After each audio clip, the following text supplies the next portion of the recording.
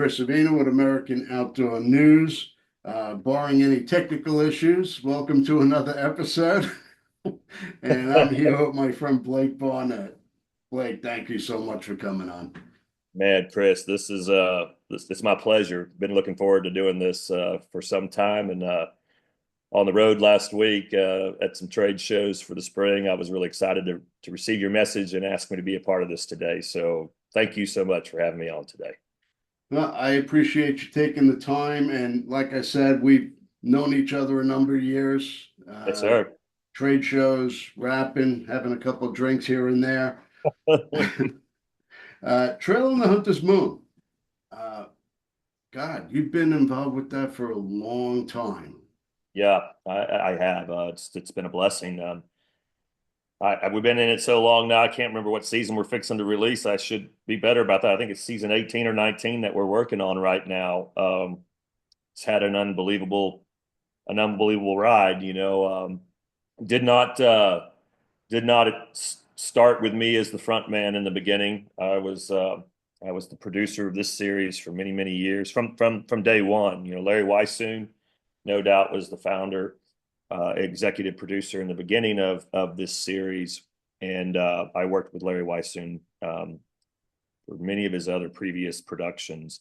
Had a long career with him, and he's definitely one that's opened up a lot of doors for me. And yeah, Trailing the Hunter's Moon.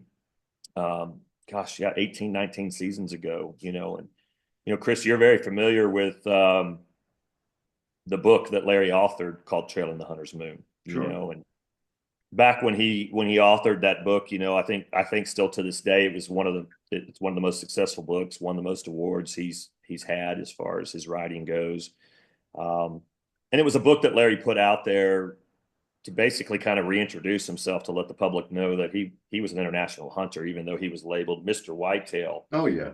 So much of his television work and writing, and we Larry had been involved with other productions that I was involved with him on, and TV shows often have a lifespan that you never know how long they're going to go, and then they get shelved. And we kind of had moved through some different, some of those, and got to a little stopping point. We're like, what are we going to do next? What's next? And Yeah. I told Larry, I said, Larry, it's a no-brainer. It's fitting. We've got to do a story about Trailing the Hunter's Moon. Everybody's labeled you as Mr. Whitetail. That's been who you are as far as an industry front man. But there's more to who he was, And with Oh, the book yeah. being so successful, I felt like, as a producer, it was fitting that we go that way. And he didn't bat an eye. He loved the idea, and we instantly received industry support, saying it was a great idea, and that was what kicked it off. And here we are, still rolling with it. And Larry's handed over the series to me about 6 years ago as the front man, and I felt like I had to take on a duty and keep a legacy alive, and one that was his, one that was part of mine because of an idea, and because of being able to be a part of it for so long. To carry it forward has been a true honor. Not been easy, but a Nothing's true easy. honor. Yeah, but a true honor. And so here we are. We're my editor is working fastly right now on post production for the next season to come out this third quarter on the Pursuit channel, and you know still have a lot of the same great partners involved that were involved in it since day one, 18, 19 seasons ago. Sure. And what's up? You've taken us on some incredible adventures throughout the course of the show.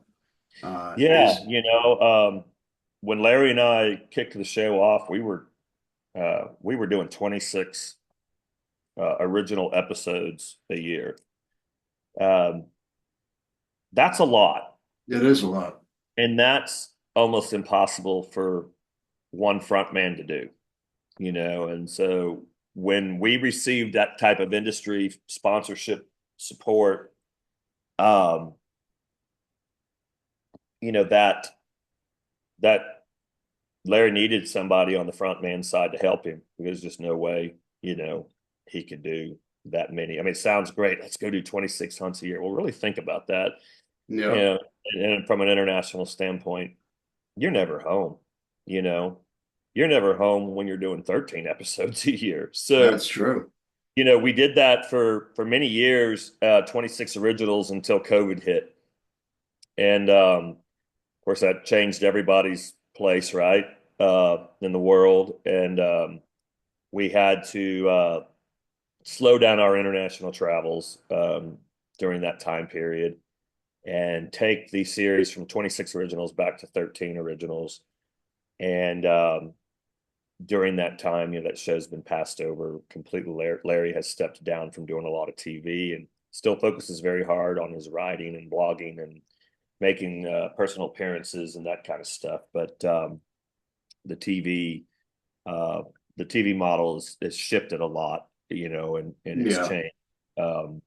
And so, but to carry it on now, still with 13 originals with me as the single front man, it's uh it's been an honor to carry it on, carry the legacy on, carry the story on. And though we don't do quite as many shows internationally as we used to, we still do that. We still try to sneak several episodes in there where we can sneak away to some great sure. places and take the viewer on some exciting adventures. And, for me as a producer, doing television all these years, that's what's most important to me is to take the viewer on the adventure. I that's something Larry and I always strived for back in those days was to film these hunts a certain way over the shoulder, like Chris Savina's right there with us on the hunt. Yep. He's seeing everything that we're seeing. There's no cutaways, there's no recreates, there's nothing fake about it. What the camera has captured is what we bring to the viewer. And that goes as far as making a bad shot, missing a shot. You know what I mean? The realities of hunting. You know what I'm saying? And the adventure and the experience, the highs, the lows. Well, a lot of these shows, nobody ever seems to miss a shot. It's crazy. They And must they're be incredible. especially the bow hunters. I've never seen so many good bow hunting archers. Yeah, right. Is No, there? I learned to be humble and vulnerable, and you know, it's going to happen, right? We're going to make a bad shot. I've made We're plenty going of to bad miss. shots. You know, we're not going to sometimes get what we're going after. Yep.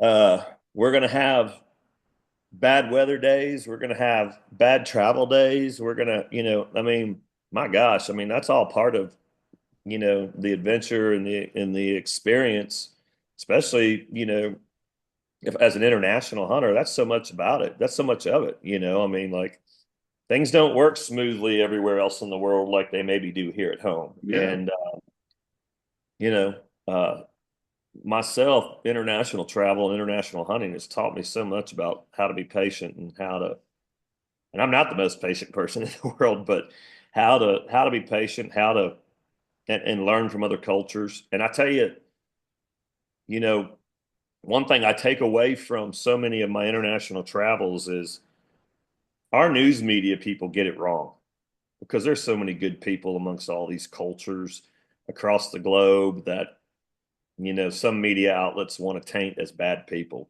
But I Yeah. think as hunters, we're a community that all see things very similarly in the same light, no matter what our culture or religion is. You know what I mean? I mean, Yeah. I've sat on the side of mountains in Asia with cultures that we're supposed to not like. You know what I mean?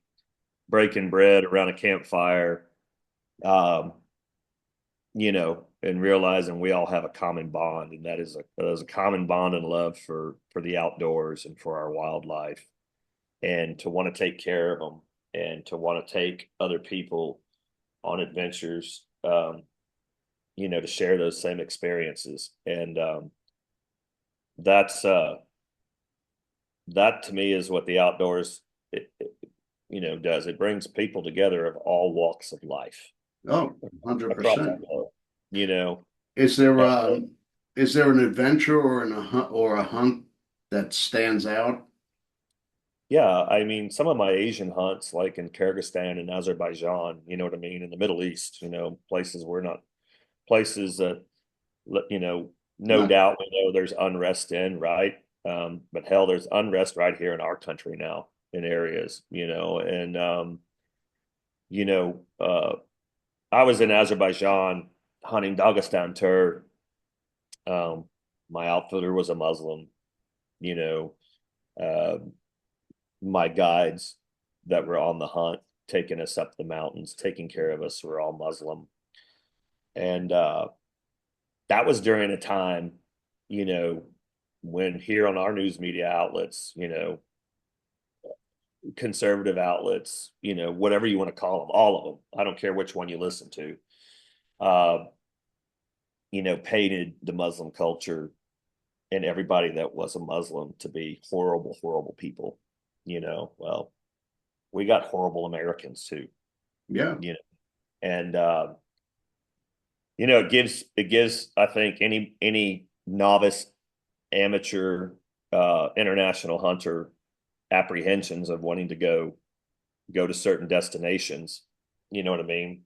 Um, because of what we are taught, and I've had those apprehensions myself. You know what I mean? Going into those places that if it was a first time experience that, um, and that rightfully so, that would be normal, right? sure. What I've learned from it though, um, is those people, those cultures have good people in them too, and the Just bond people. that the bond that we totally have in common and share again is that we're hunters, and we have the same passion for the conservation side, and to protect those wild places and the wild things that live there. And from a mainstream media spotlight, we're trained to not like those people. But what I've learned from a personal experience is that I could break bread on the side of the mountain and laugh with these people and have fun with these people Yep. and help each other. And so uh, that's one experience. Kyrgyzstan, I've had similar experiences as well. And throughout some of those experiences, I've seen some questionable things, that make a light bulb or go off on your head and go, I don't think I like this and need to pivot, but I've had more great experiences than I've had negative experiences, to be honest with you. I mean, uh, I've hunted Africa 30 something times now, 9 different countries, and there's issues there too on different Sure. levels, and so um, one thing international hunting can teach you is how to be patient and how to adjust, and Communication. it's an eye opener to understand that you know uh, that at the end of the day we have people across this globe that are just like you and I, Chris, even though they're from a different religion or a different culture, or Sure. we're not supposed to like this or like that, or or whatever. Um, but there's people like me and you around the world, and connecting with those people is uh, it's special in a lot of ways. So I've been very fortunate to do that, and been very fortunate to tell some of those stories of mine, share some of those adventures of mine through the Trailing Hunters Moon platform. And I'm going to continue to do so as long as the viewers continue to watch, and as long as the viewers continue to watch, then my partners will continue to support it. So uh, it's been a good run, and we'll keep out. I feel like I've been placed on this earth to do just that, to try to promote hunting in the most positive light that we can, and to try to get more people in the field. You know, So uh, after all this time, hunting, growing up, producing, doing the show, what still what still fuels your passion? Do you still get that same charge out of filling a tag or pursuing an animal? you know, I've been getting that question a lot, I guess because I'm getting older. People like me, he's been at it for a while. I did a More podcast. experienced, not Yeah, older. I did a podcast with Field Ethos, and they asked me the same question. They're like, you're you've been at it a long time. I was like, well, there's been guys that have been at it a lot longer than me that I look up to. I think for me, what I find most uh, passionate, the most passion I find with this that keeps me going is not so much the uh, the going and pulling the trigger and taking home big animals or having um, epic hunts. It's spreading the message, you know, and Yeah.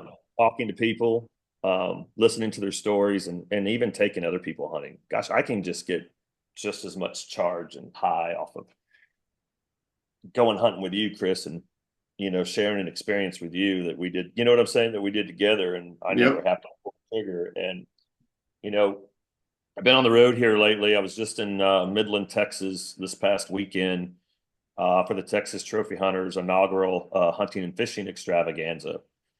And being able to be at those shows and having young men and women and people my age and older come up and say how much they love watching the show.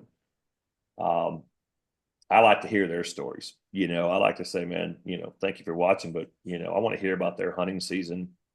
I want to hear about what they're planning. Um, I think that's what keeps me fresh. Not always about me. I've done a lot of hunting. Very fortunate.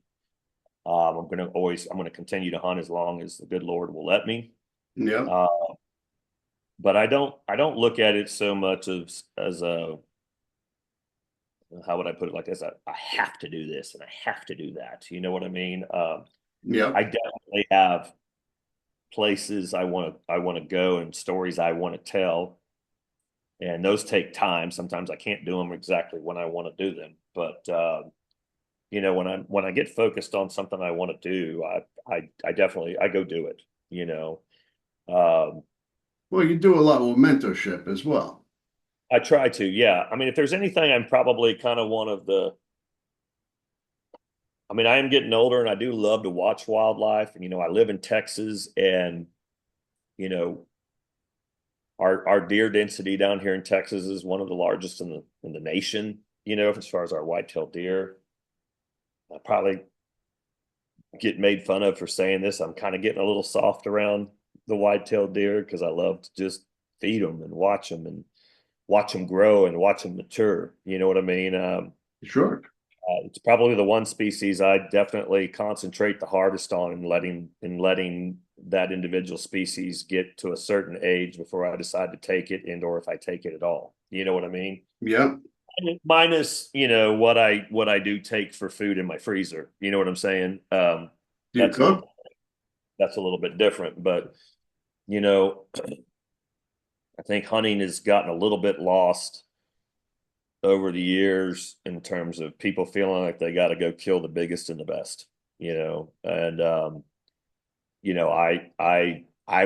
I've walked in those shoes as a younger man and a younger hunter, but um, with my blessings of being able to do what I've done, I've been able to reflect and realize that um, that's not what I'm about, and that's not what it's about. There Yeah. was a I was just following some stuff on social media about how people complaining about pricing by the inches and this and that, and I just couldn't bite my tongue, and I just had to say, if you're booking a hunt based on inches and not based on adventure and experience, and in my opinion, you're hunting for the wrong reason.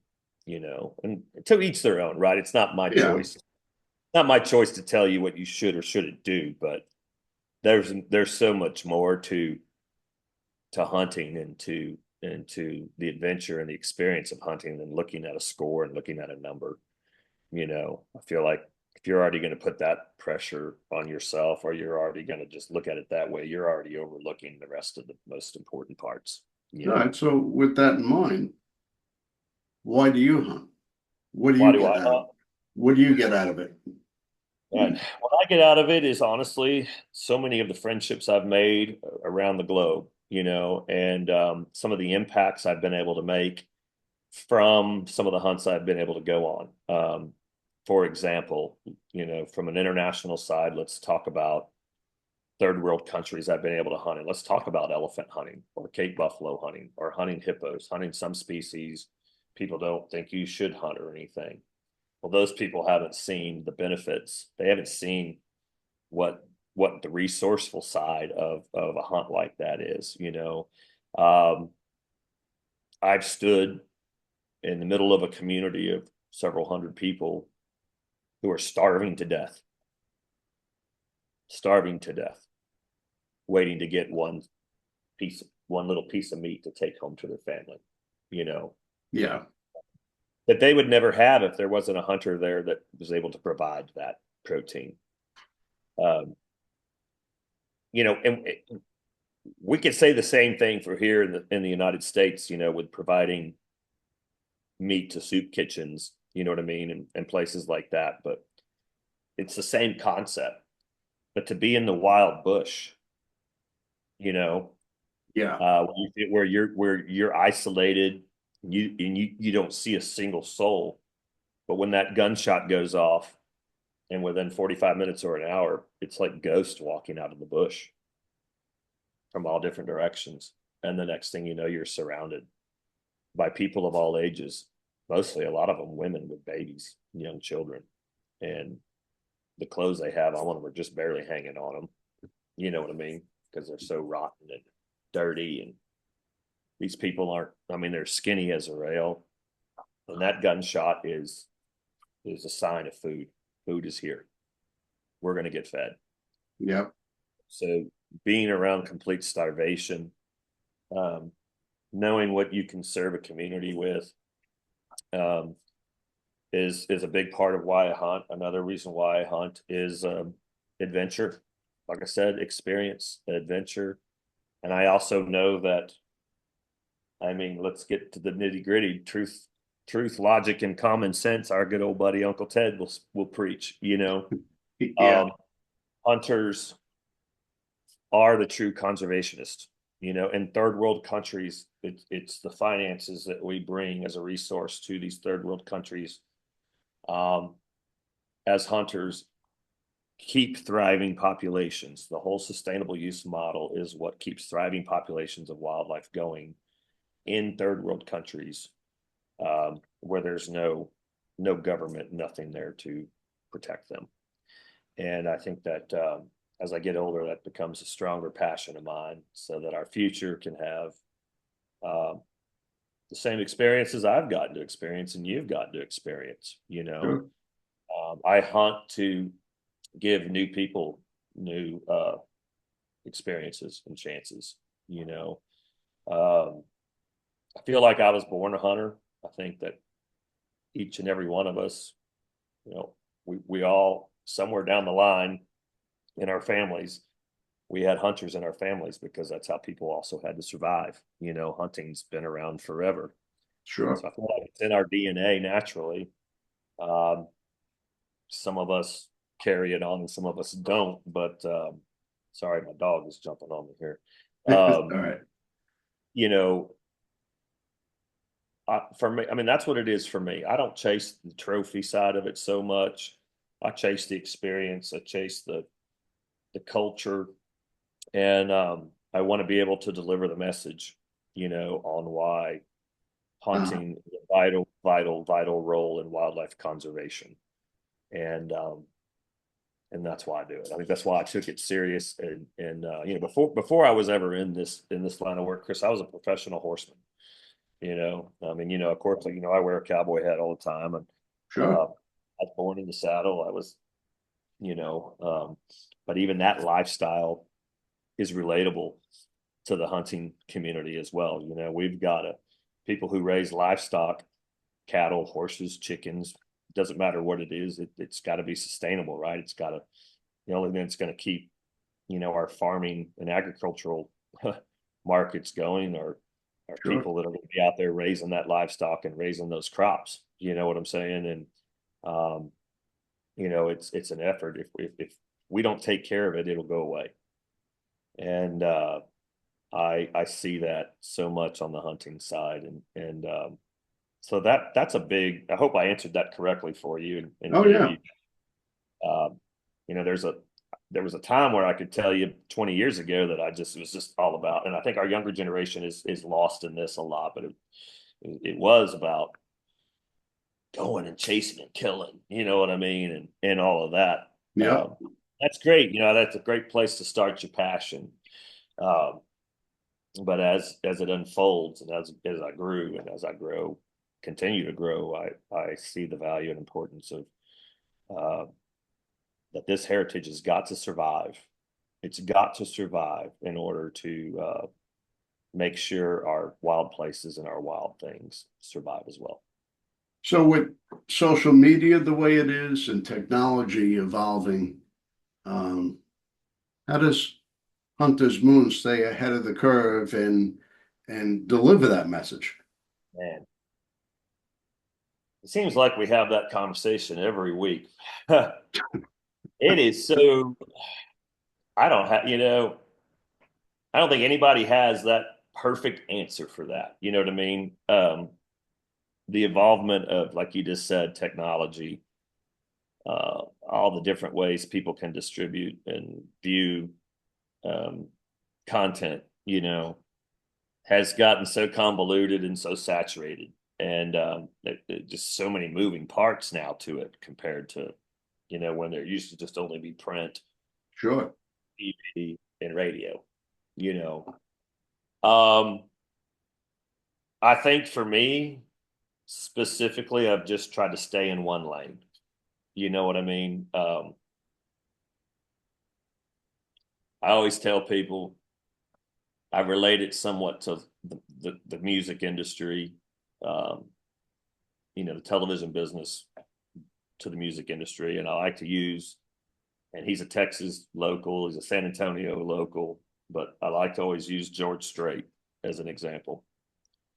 He's always stayed in his lane, you know, never changed who he was, did it his way. Um, Never let anybody change him. Never let anybody tell him how he should do it, what he should do. And I think there's a lot of truth to that. You know what I mean? Yeah. We have to pivot sometimes, but if you stay true to who you are and you're established and you keep doing what you're doing and you do it the right way, um, people will continue to follow you. And I'm fortunate enough that, yeah, like Trailing Runner's Moon has had a long enough ride, you know what I mean, Yep. that it had its establishment before we got so lost in all this smoke and mirrors behind all the social media outlets and digital outlets, which I do participate in those.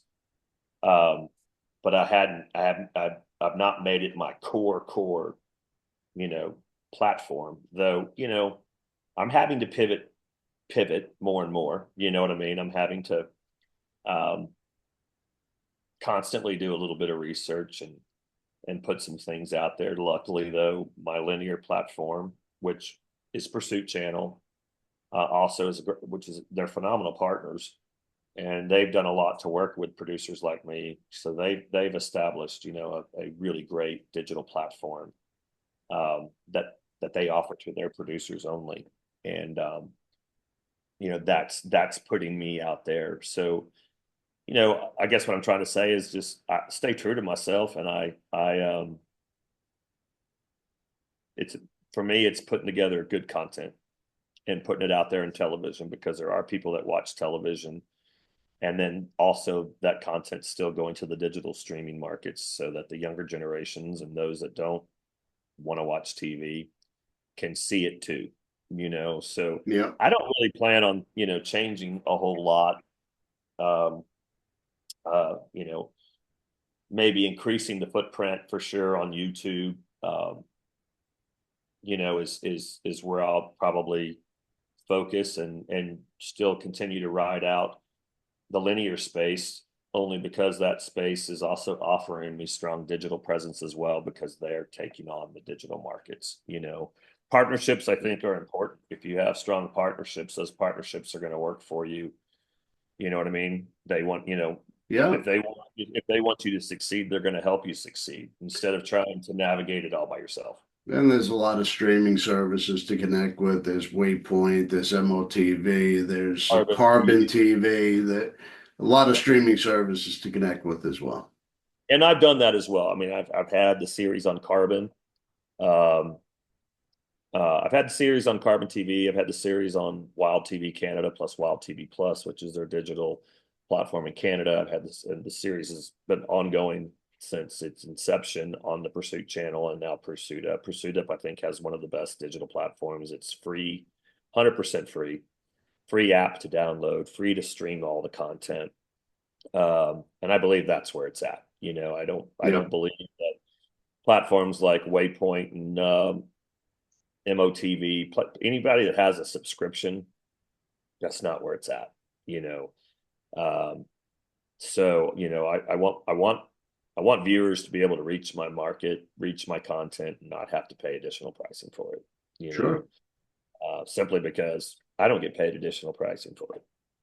You know what I mean? So if you're not Yep. making any money for me, then let my damn viewers watch it. So uh, that's how I see it. So right now we're I'm not planning on making a whole lot of changes until somebody tells me we need to. Um, we're gonna keep running hard on Pursuit channel and their digital platform, and we're gonna keep uploading some episodes to YouTube. Um, Again, from the entrepreneur side, I'm very cautious who and what platforms I work with because most of it, Chris, is rented space anyway. Yep. Yeah. And you get too heavily invested in that rented space, and then they decide, well, we've had enough complaints about your kill shots or this and this and that, and they're going to take your channel down, and you've lost everything. Yeah. So then it goes back to being involved and being partnered with the right people. And not everybody can do that, right? Like I've learned that this TV thing has evolved so much, and there's so many people now that, and nothing against them. I mean, my hat's off to all of them. Do what you want to do, chase your dreams. But there's a lot of people on the TV front that do this simply because they want to do it as a hobby. They want to show their friends, or they just want to do it because they want to do it, and they have the financial means to do it. It's and those people are different than people like myself and a few others who directly are funded by the industry, in Sure. terms of sponsorships and do this as a true PR business, and so those of us that are in that position, people like me, we look at it very differently. We do have to look at the business side of it. We do have to look at the numbers side of it. And we do have to work and collaborate with our partners and pivot the way they want us to pivot. And but I think that's again that's why we have longevity, and where you see other shows last 2 or 3 seasons and then they're gone. Because Yeah. they're not able to turn it into a lucrative business, or they're just tired of spending the money because it's not cheap. No, So you gotta pay for your hunts, you gotta pay for your producing, and you gotta pay for your airtime. yeah, in your airtime and travel, and all that kind of stuff. So uh, I got to thank all of my partners, that have been with me for so long. Ruger and Marlin and Hornady and Trijicon and Double Nickel Taxidermy, MB Ranch King, you know, uh, Texas Trophy Hunters Association. There's so many people, DSC in the past, no doubt. People that have supported me that I wouldn't be who I was today and where I'm at today if it wasn't for uh, those great partnerships that I value and have so much respect for, that allow me to do what I love to do. So I mean that is so important, and I think if I could say, if any of the younger audience is listening to this and has a passion for creating content in the outdoor space, is, buddy, those relationships are the most important thing in the world. It's not how good you are as a hunter or whatever. You know what I mean? It's truly about relationships. And you can't or are not willing to maintain that relationship professionally, communicate, be transparent, deliver on time, um, you know, you're not going to maintain those sponsorships and those That's relations.